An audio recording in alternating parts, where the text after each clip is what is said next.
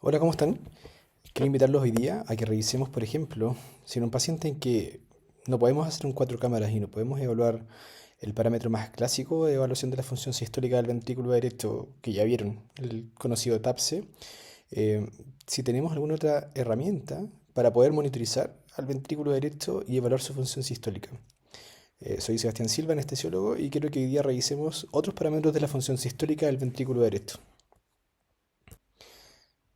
Antes de partir, quiero que hagamos un recuerdo en relación a la evaluación de la función sistólica del ventrículo derecho.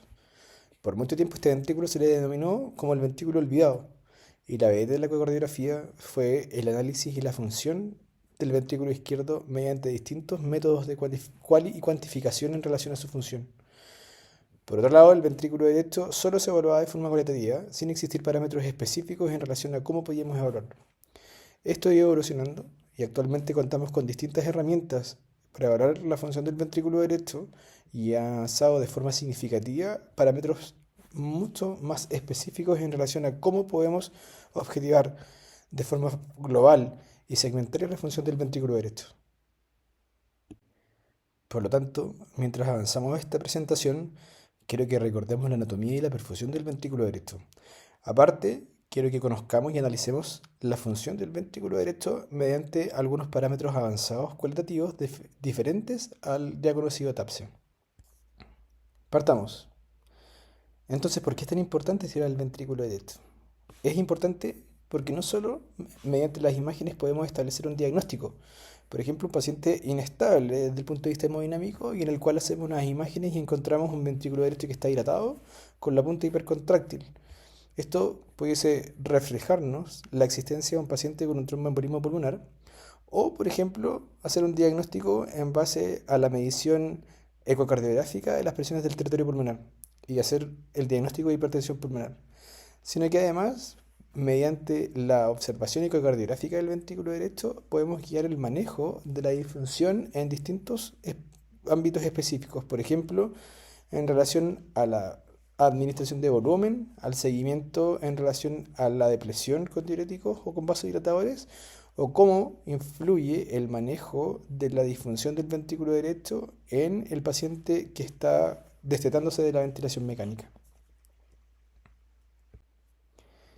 Y a diferencia del ventrículo izquierdo, el ventrículo derecho posee una morfología y una estructura compleja desde el punto de vista tridimensional, con una base que está en relación a la válvula auriculoventricular y con un cuerpo que abraza el ventrículo izquierdo y que se desliza hasta esta estructura cónica que está en contacto con la válvula pulmonar y que la comunica con el tronco de la arteria pulmonar. Por el otro lado, a diferencia de las fibras radiales, circunferenciales y helicoidales del ventrículo izquierdo, el ventrículo derecho solo posee fibras externas, que son circunferenciales, y fibras internas, que son longitudinales. Esto es súper importante para analizar la función sistólica, como vamos a ver más adelante, del ventrículo izquierdo, del ventrículo derecho. Y en relación a la función del ventrículo derecho, a diferencia de la contracción del ventrículo izquierdo, en el cual gracias a sus fibras helicoidales se produce una contracción en tres ejes, en el eje longitudinal, en el eje circunferencial y en el eje helicoidal, el ventrículo derecho posee un movimiento que se caracteriza como movimiento peristáltico, en el cual la sangre entra desde la aurícula derecha, pasa a nivel de la válvula tricúspide y después es empujada hacia el tracto de salida, hacia este cono que tiene el ventrículo derecho y es expulsada hacia el tronco de la arteria pulmonar.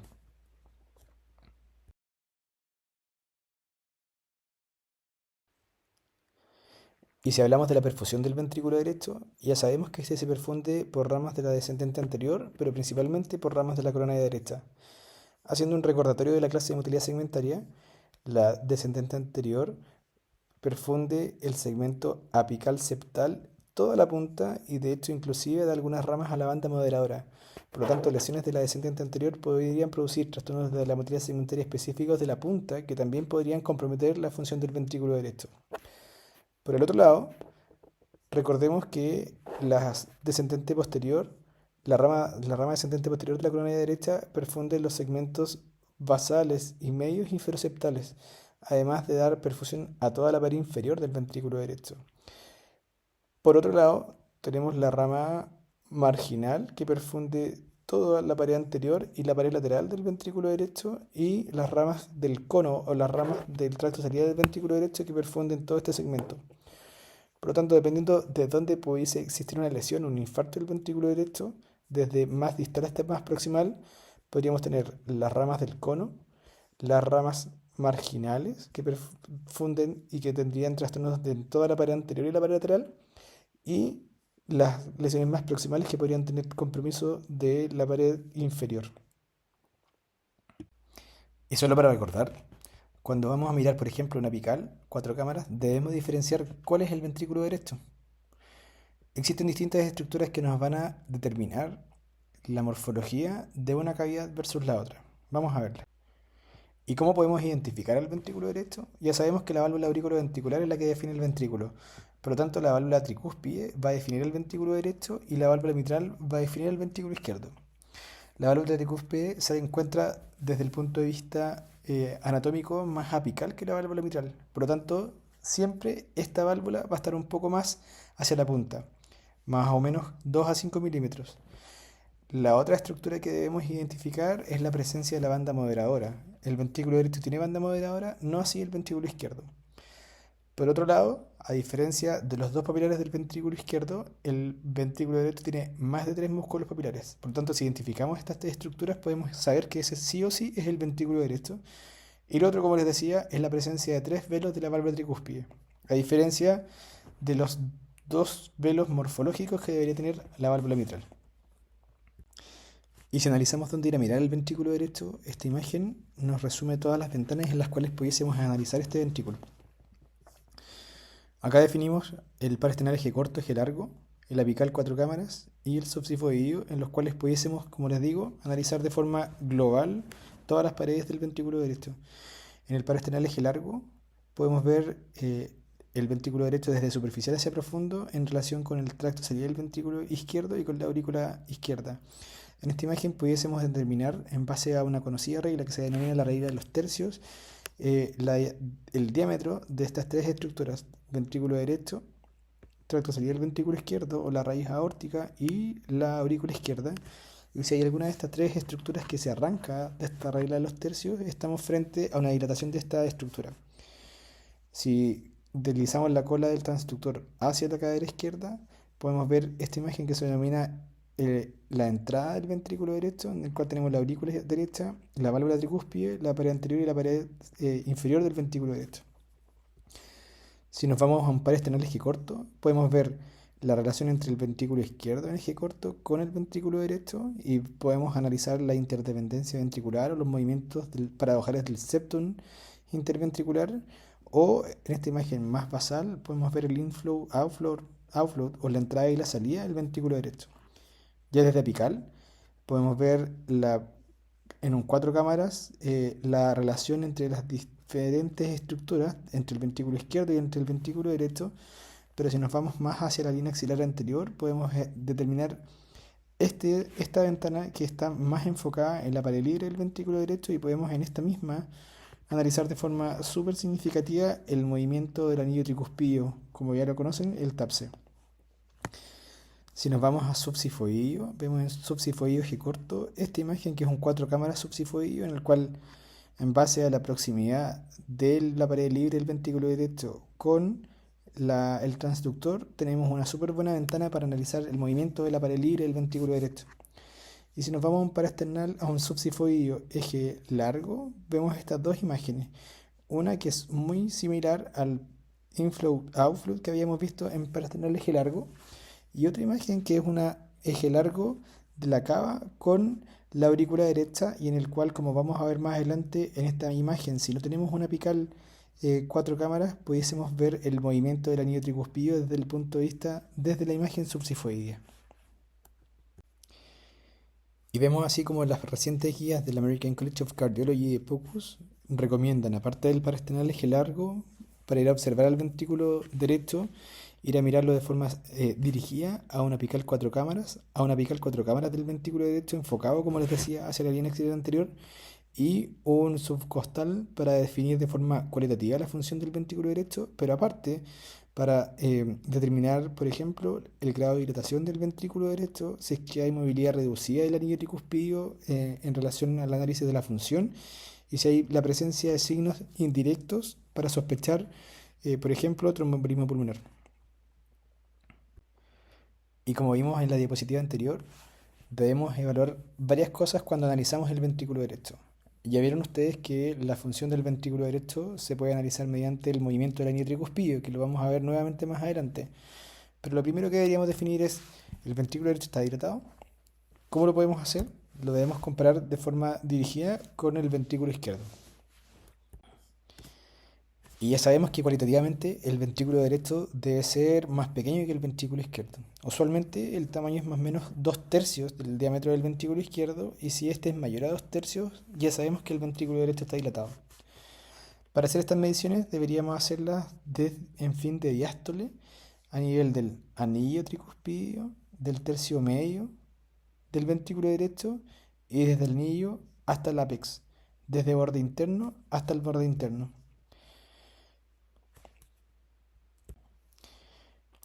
Y estos son los valores normales en un adulto de los diámetros del ventrículo derecho. Si estamos ante un paciente con un diámetro basal de más de 4 centímetros, estamos con un paciente con un ventrículo derecho dilatado.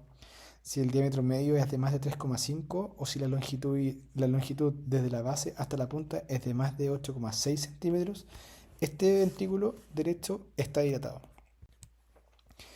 Pero para hacerlo más fácil, sabemos que si menos de 0,6 es a 1, el ventrículo derecho versus el ventrículo izquierdo es una relación normal.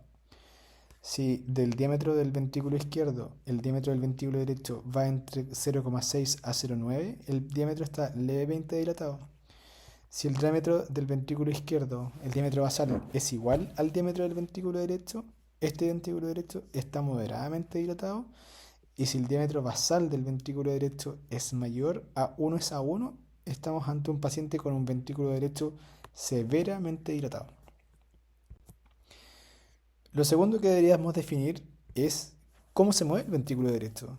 Y ya vieron ustedes en la clase anterior algunos parámetros para evaluar la función sistólica del ventrículo derecho.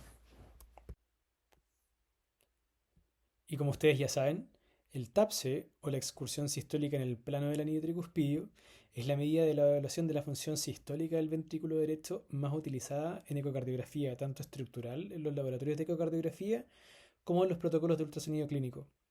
Es extremadamente fácil de obtener y tiene una baja variabilidad interobservador. Sin embargo, es súper dependiente en relación al ángulo de insonación en la cual se hace la medición y también es dependiente de las condiciones de precarga. El valor normal del TAPSE es de más de 17 milímetros y está basado en cerca de 46 estudios con más de 2.300 pacientes y está validado contra otras modalidades de imágenes como la resonancia cardíaca y la angiografía. Un valor más bajo es altamente sugerente de disfunción sistólica del ventrículo derecho. Y desde ahora comenzaremos a conocer otras mediciones de la función sistólica del ventrículo derecho.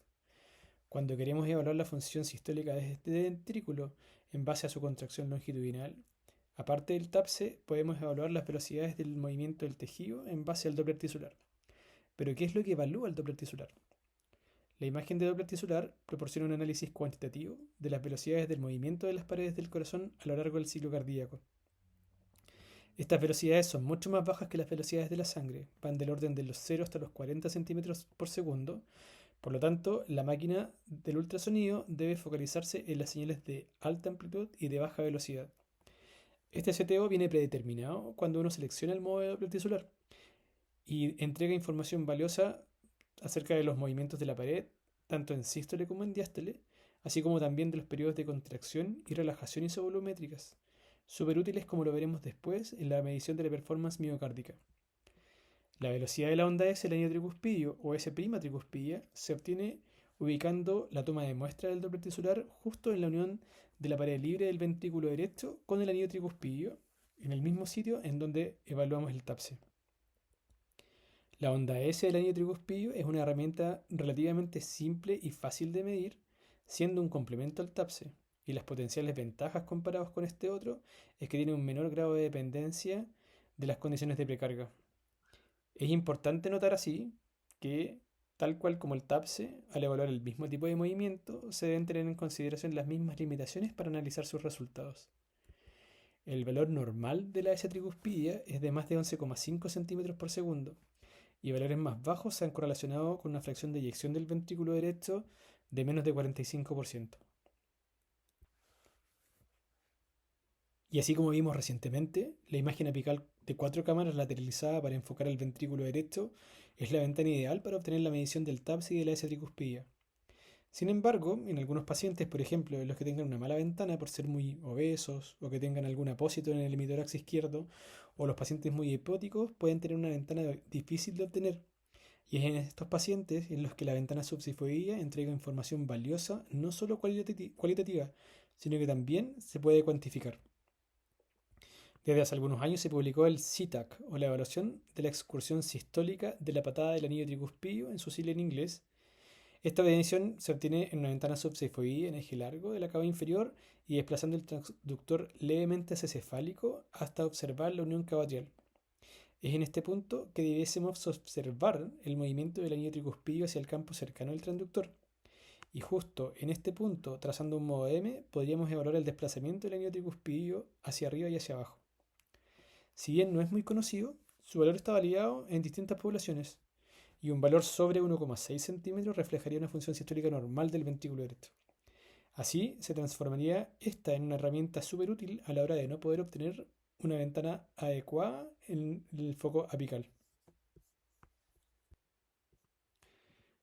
Pero ¿existe alguna condición en la cual la medición del TAPSE, de la S tricuspida o del CTAC no sea representativa de la función del ventrículo derecho?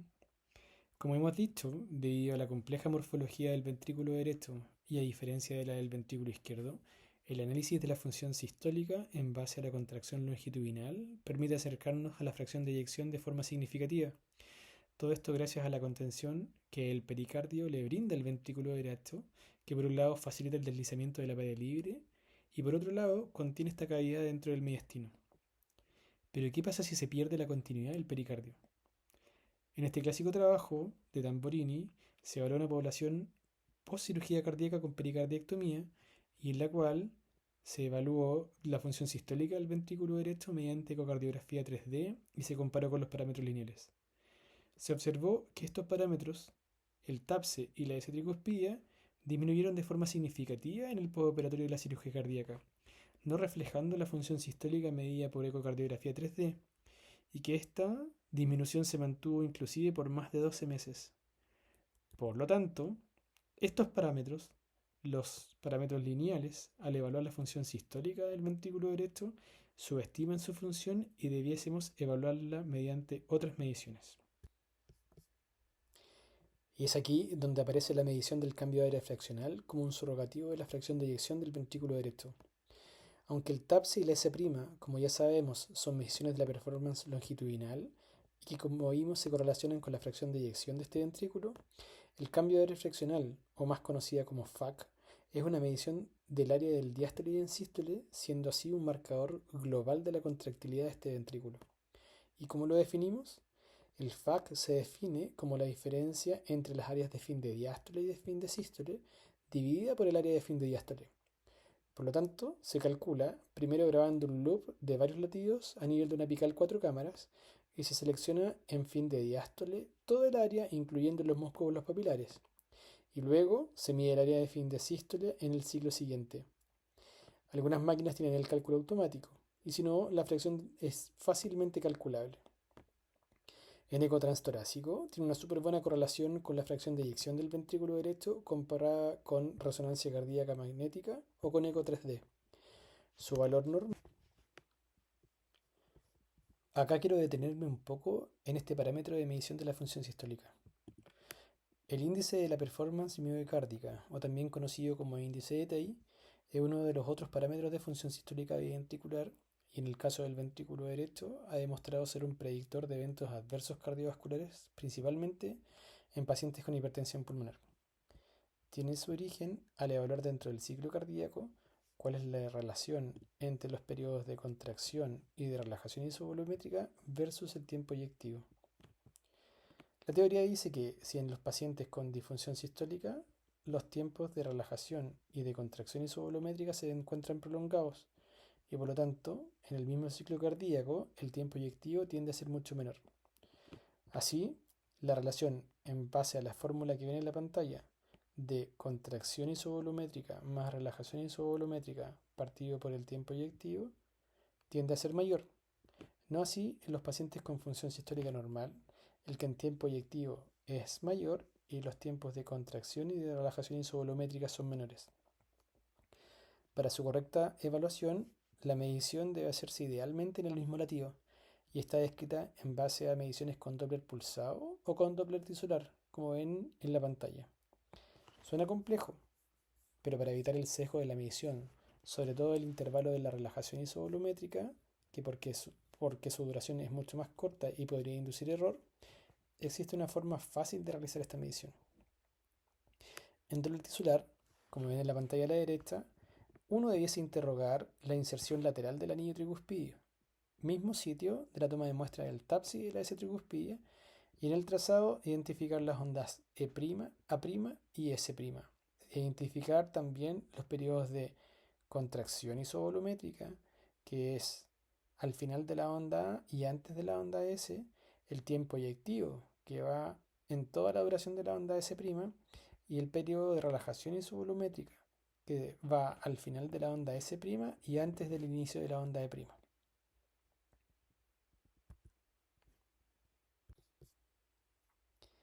Veámoslo más en detalle. Un buen consejo es que para evaluar de manera más adecuada los tiempos en este barrido, es que si su equipo tiene la capacidad, prolongue la velocidad del barrido a 75 a 100 milímetros por segundo. Al identificar en este mismo latido las ondas del Doppler tisular, deberíamos encontrar la onda E', la onda A' y la onda S'. Ya dijimos que el índice de la performance miocárdica es la sumatoria del tiempo de contracción más la relajación isovolumétrica partido por el tiempo eyectivo. Pero esta medición tiende a producir sesgos, sobre todo en la medición de la relajación isovolumétrica, que es la más difícil de obtener. Por lo tanto, hay una forma más fácil. Podemos encontrar un tiempo que lo denominaremos tiempo A, que lo consideraremos como la sumatoria del tiempo de contracción y de relajación isovolumétrica más el periodo eyectivo. Y va desde el fin de la onda A' hasta el inicio de la onda S' siguiente. En este mismo latido identificaremos el periodo eyectivo, que corresponde al inicio y al fin de la onda S'. Por lo tanto, si le restamos al tiempo A el periodo eyectivo, nos quedará la sumatoria de la contracción isovolumétrica más la relajación isovolumétrica. Y así, si este lo dividimos por el tiempo eyectivo, nos dará el índice de performance miocárdica. Por lo tanto, la fórmula se simplifica en tiempo A menos tiempo eyectivo dividido por el tiempo eyectivo. Este valor debe ser, en la medición con Doppler tisular, menor a 0,54. Valores mayores implican disfunción sistólica del ventrículo derecho.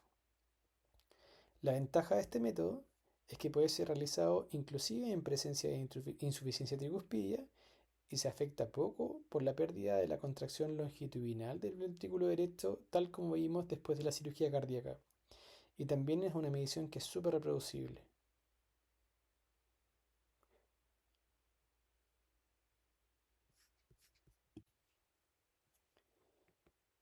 Y finalmente, el strain del ventrículo derecho o el seguimiento de puntos o el speckle tracking se ha utilizado ampliamente en el último tiempo para proporcionar información sobre la deformación miocárdica del ventrículo derecho.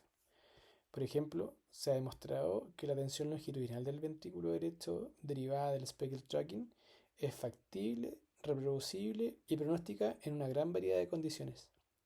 Sin embargo, la utilidad clínica del análisis del seguimiento del speckle tracking del ventrículo derecho está predominantemente limitada por la tremenda variabilidad que existe entre los hardware de los proveedores y los algoritmos del software del speckle tracking que ellos mismos emplean. Actualmente, en ecocardiografía y cuidados críticos no existe un valor de corte unificado definido para la normalidad de la definición de la deformación longitudinal global del ventrículo derecho que se puede aplicar de manera confiable y consistente en todas las plataformas de proveedores. Sin embargo, pese a todas las diferencias, se podría considerar que un límite tentativo de menos 23 para la deformación longitudinal global de la pared libre del ventrículo derecho podría definir la normalidad. Las imágenes de tensión del ventrículo derecho con Doppler tisular en los pacientes en estado crítico son un desafío.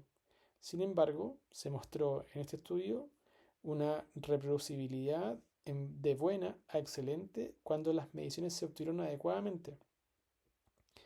Sin embargo, se necesitan estudios futuros para dilucidar el valor diagnóstico y pronóstico de la sobrecarga del ventrículo derecho en pacientes en estado crítico, especialmente para compensar la dificultad y el esfuerzo de la obtención de las imágenes frente al valor clínico. Y lo otro lamentable es que actualmente no todas las máquinas contienen los software especiales para analizar la deformación longitudinal del ventrículo derecho. Por lo tanto, hay que estar siguiendo cuáles van a ser los avances en relación a esta tecnología para determinar la real utilidad en el análisis de la función del ventrículo derecho en el contexto del paciente crítico. Y para terminar, cuando decimos evaluar la función del ventrículo derecho, no solo basta con analizar de forma cualitativa cuál es el movimiento, sobre todo de la pared libre. Lo más importante es cuantificar cuál es la función y asignar un número a la contracción longitudinal o a la fracción de eyección en base al cambio de área fraccional o en base a la medición con strain. Para identificar y para realizar esta nueva cuantificación es necesario entender la compleja forma del ventrículo derecho y cuáles son sus fibras en relación a cuáles son sus movimientos. Por lo tanto, es súper importante conocer cuáles son las ventanas para evaluar la función del ventrículo derecho y es esencial que en base a esta cuantificación podamos tomar decisiones en base a los hallazgos clínicos y a los hallazgos de ecocardiografía. Y acá les dejo una tabla de resumen de todas las modalidades que ya vimos de evaluación de la función sistólica del VD y sus valores anormales. Recuerden que TAPSES menores a 16 milímetros, cambios de refraccional menores a 35%, ondas S tricuspida menores a 10,5, el índice de la performance miocárdica más de 0,55 o el análisis del strain de la pared libre del ventrículo derecho menores a menos 20, o sea, valores más cercanos a 0, se correlacionan de forma significativa con fracciones de eyección del ventrículo derecho menores a 45%. Les dejo en amarillo el análisis del DPDT del ventrículo derecho, porque si bien se sabe que valores menores de 400 milímetros de mercurio por segundo pudiesen correlacionarse con función sistólica disminuida, esta no está validada en pacientes gravemente enfermos, por lo tanto no debería ser un parámetro que nosotros de forma regular debiésemos evaluar. Y esta es parte de la bibliografía que utilicé para preparar esta clase. Cualquier duda pueden dirigirse a la bibliografía, escribirme mediante la plataforma o podemos solucionarla en el práctico al finalizar el curso. Muchas gracias por su atención.